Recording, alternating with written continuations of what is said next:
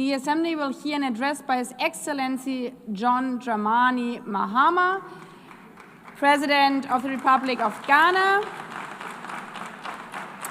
I request protocol to escort His Excellency and invite him to address the Assembly.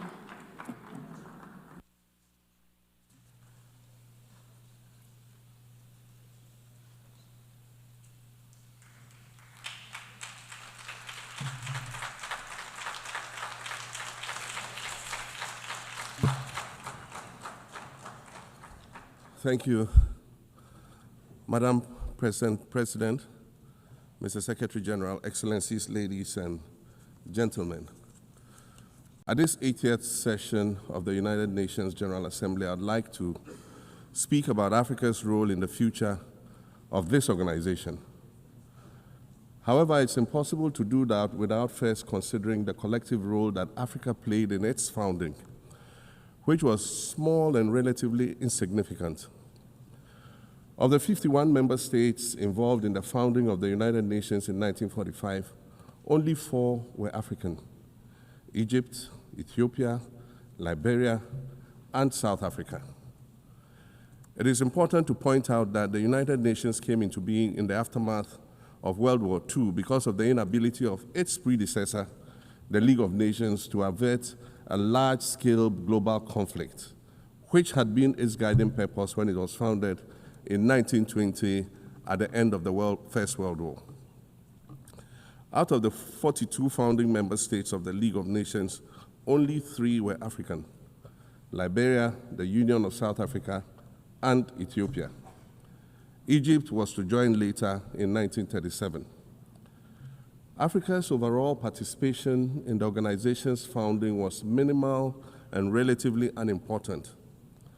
That's because before all the other talks and meetings, representatives from a group of 14 nations gathered in Berlin for a series of discussions that began in 1884 and which led to the partitioning and formal colonization of the African continent, which is also called the Scramble for Africa.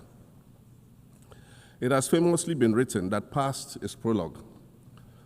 Well, in the past, the majority of the 54 nations that now comprise Africa were never offered a seat at the table where plans for a new world order were being drawn. But, Madam President, as fate would have it, the tables are turning, and Africa's role in the authorship of whatever is yet to come for this world is going to be huge, and it will be consequential. According to this organization's own projections, by the year 2050, more than 25% of the world's population is expected to come from the African continent. Additionally, by 2050, 1/3 of all young people aged between 15 to 24 will be residing on the African continent. So you see, the future of this world is African.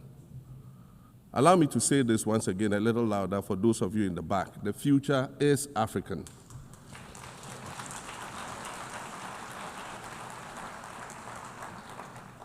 Already today, Africa is a catalyst for human potential and development, as well as for economic reform and ecological stability.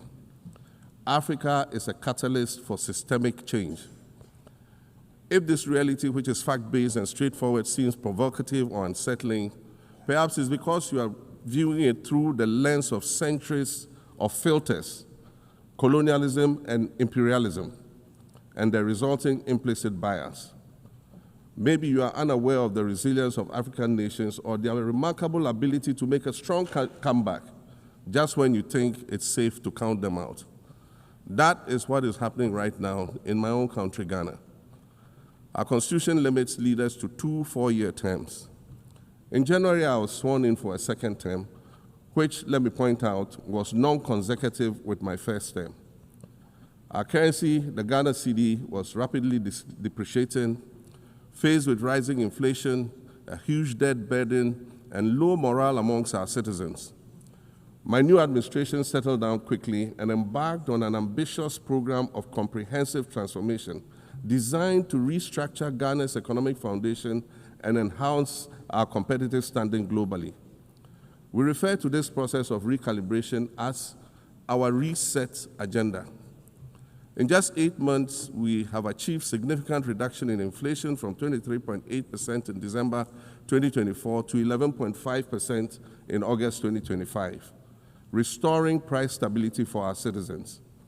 Additionally, our currency, the Ghana cedi, has appreciated considerably against other currencies, with Bloomberg reporting it as the best performing currency in the world at one point.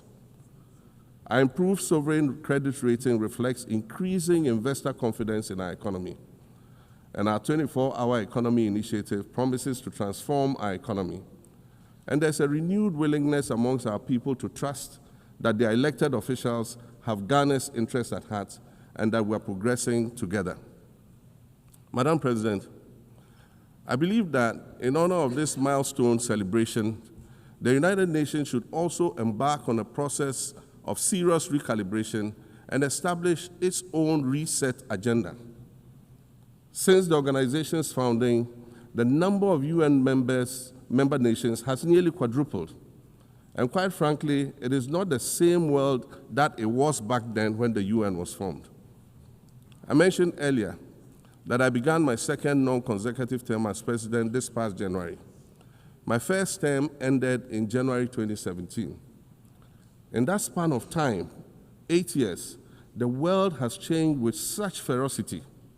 My first days in office after my return felt as though I had just awakened from a Rip Van Winkle-style sleep. Now, no, that was only after 8 years. Imagine then what it will be like after 80 years since the founding of the United Nations. In 1945, the sun had not yet set on the largest empire in history. The most common mode of international travel was by sea. The personal computer had not been invented, let alone made portable. And television, a new convenience, was still in its infancy, albeit in black and white color. Relations between the US and the Soviet Union were turning frosty, with Winston Churchill declaring that an iron curtain has descended across the European continent. Fast track 80 years on, in today's world, hundreds of thousands of commercial flights take off and land every day. Libraries have been digitized so that volumes of literature can exist on a small device, small enough to fit inside your pocket.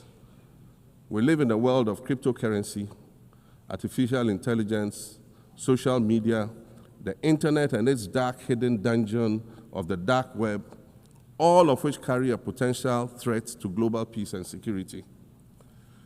Climate change is real, and we're fighting a losing battle against the loss of Maldives and other island nations to the rising sea level, against the loss of Timbuktu to desertification and the Amazon forest to global warming and deforestation.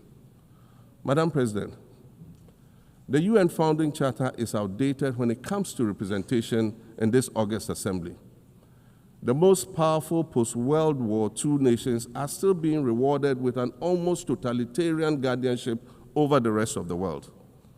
And yet, the first sentence in Chapter 2, Article 1 of the UN Charter declares that the organization is based on the principle of sovereign equality of all its members. If this were true, and was the case, a continent as large as Africa, with its numerous UN member states, would have at least one permanent seat on the Security Council.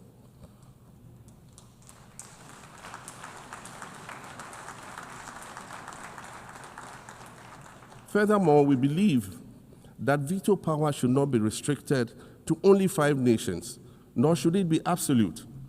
There must be a mechanism in this House for the General Assembly to challenge a veto. No single nation should be able to exercise an absolute veto to serve its own interests in a dispute. In 1995, during the 50th anniversary of the United Nations, Nelson Mandela stood in this very spot, and he said, "The United Nations has to reassess its role, redefine its profile, and reshape its structures.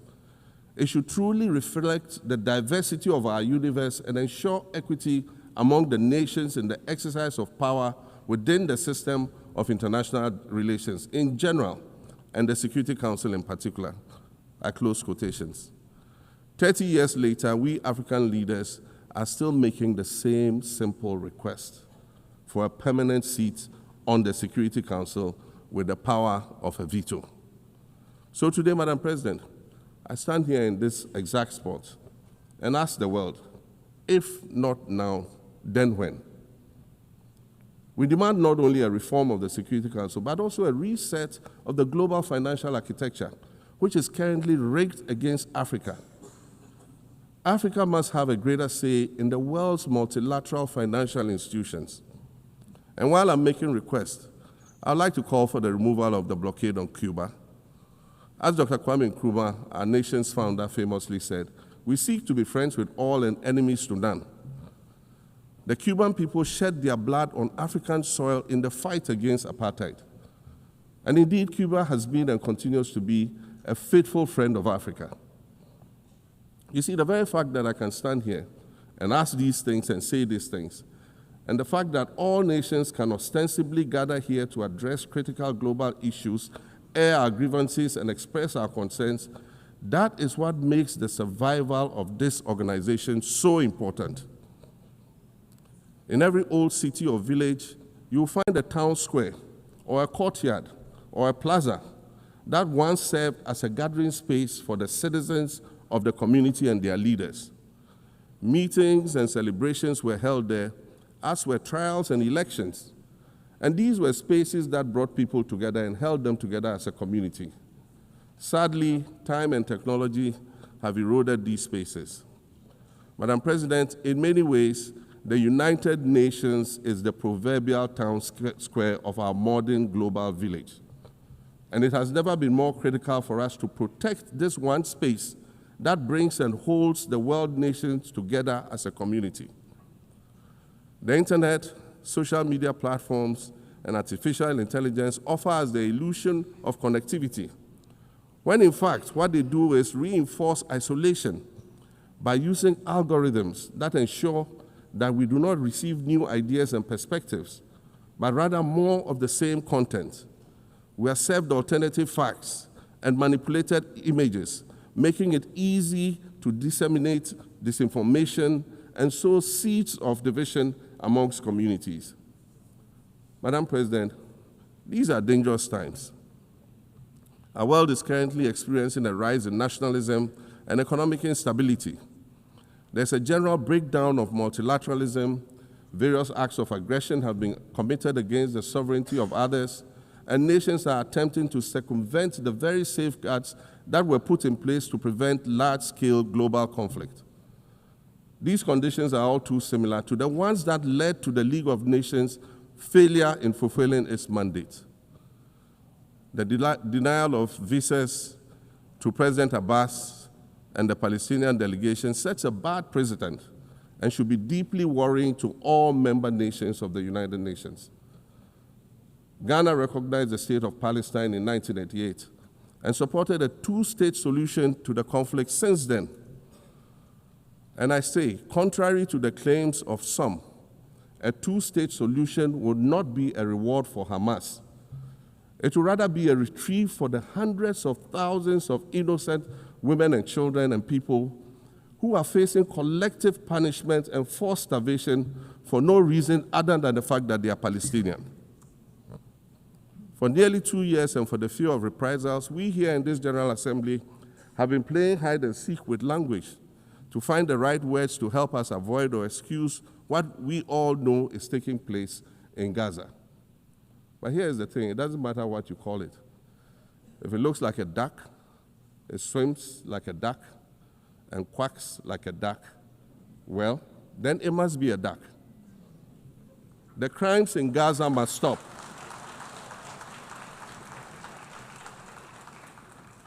The crimes in Gaza must stop. Madam President, I also want to draw particular attention to the conflict in Sudan, which this body has described as the world's largest humanitarian crisis. 12 million people have had to flee their homes. And when we speak of migration, we refer to the 12 million new Sudanese refugees, whom we as a global community should be willing to assist in much the same way that many member nations readily assisted new refugees coming out of Ukraine. Let's dispense with the euphemisms and dog whistles and speak frankly. It is not a mystery that when leaders of Western nations complain of their migration problems, they are often referring to immigrants from the global south. But many of those immigrants are climate refugees. And interestingly, the global north emits 75% more greenhouse gases than the global south. However, the effects of climate change are more severe in the global south because we lack the resources to address them effectively. And so when the desert encroaches on our villages and towns and they become unlivable, we are forced to flee.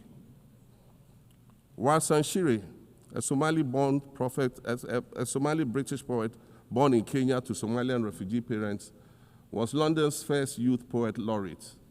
She writes in her poem titled Home. And it says, you have to understand that no one puts their children in a boat unless the water is safer than the land. No one bends their palms under trains beneath carriages. No one spends days and nights in the stomach of a truck feeding on newspaper unless the miles traveled mean something more than just a journey. Madam President, we cannot normalize cruelty. We cannot normalize hatred. We cannot normalize xenophobia and racism. If we're going to tell a story, let's not tell its slant. Let's tell all the truth. When we speak of migrants, we speak of Mami Ewusi Mensah Frimpong, a judge on the U.S. District Court for the Central District of California. She's the first black female judge on any of California's 4 federal district courts. She was born here in America to immigrant parents from Ghana.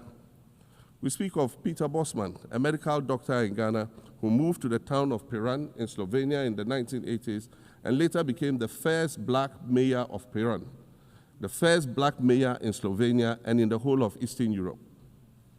We speak of T. Michael, the iconic Ghanaian Norwegian artist and designer. And of course, we speak of the late Kofi Annan, former United Nations Secretary General.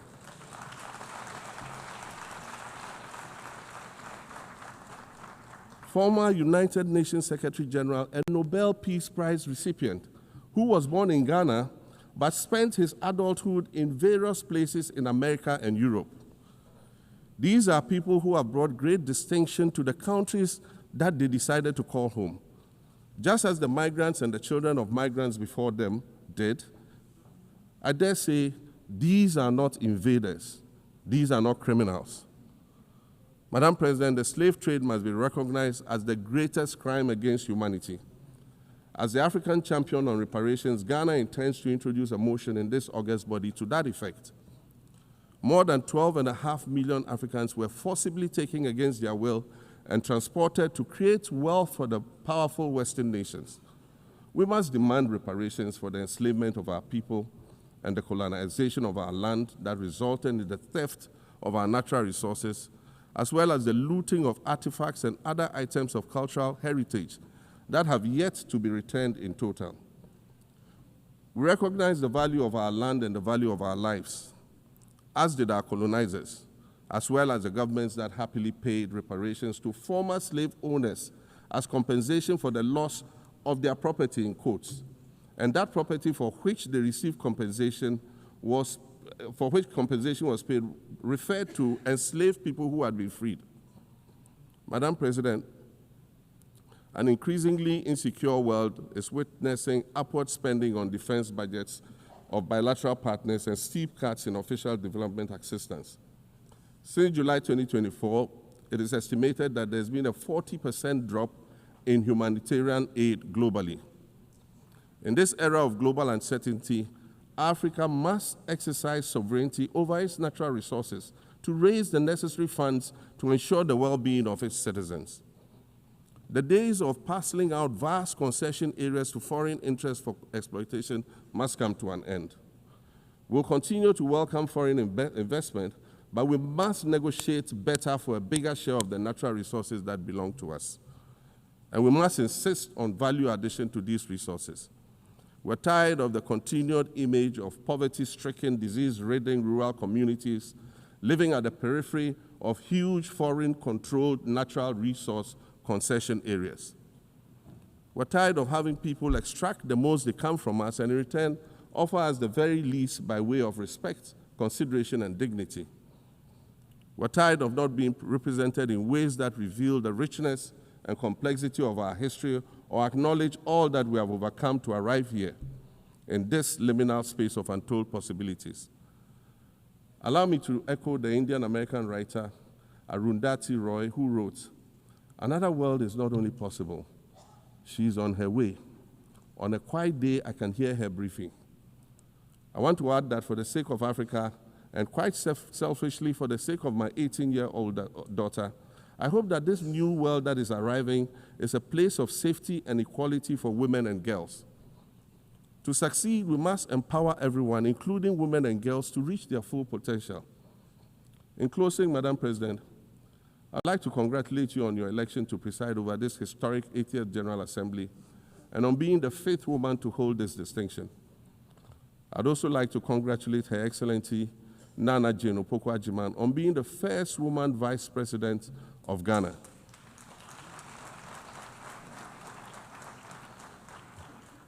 Now every Ghanaian girl knows the heights to which she can ascend. Words matter, but issues of representation matter even more, which is why Ghana looks forward to the appointment of a woman as Secretary General of this organization in the near future. Madam President, Your Excellencies, I thank you for your kind attention.